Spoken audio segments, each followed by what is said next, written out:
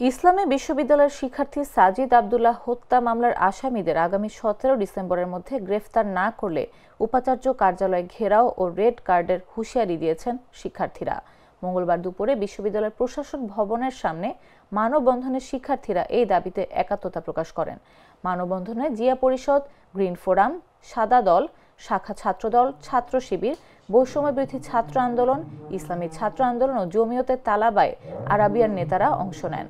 শিক্ষার্থীরা বোরহান কবির বলেন, 5 মাস পর হলেও প্রশাসন খুনিদের আইনের আওতায় আনতে পারেনি। 17 তারিখের মধ্যে গ্রেফতার না হলে ভিসির কার্যালয়ে ঘেরাও করব।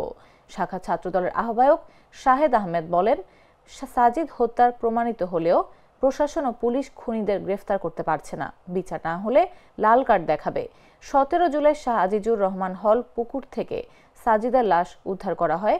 ভিসেরা রিপোর্টে শ্বাসরোধে হত্যা প্রমাণিত। সাজিদ আব্দুল্লাহ একজন কিন্তু কোরআনের হাফেজ ছিল। সেই কোরআনের হাফেজকে ইসলামী বিশ্ববিদ্যালয়ের পবিত্র মাটিতে তাকে কিন্তু হত্যা করা হয়েছে। অতএব আমি এটি কিন্তু স্বাচ্ছন্দ্যে গ্রহণ করে যে সময় প্রশাসন দিয়েছিল এবং সেই প্রশাসনের সেই সময়ের মধ্যে কিন্তু ফ্যাক্ট ফাইন্ডিং কমিটির আমরা রিপোর্টটা আমি এবং আমার কমিটির সদস্যরা দিতে সক্ষম হয়। আমাদের ছোট ভাই সাজিদের যে যারা খুন করেছে তাদের আমরা গ্রেপ্তার করাতে সক্ষম হয়েছি।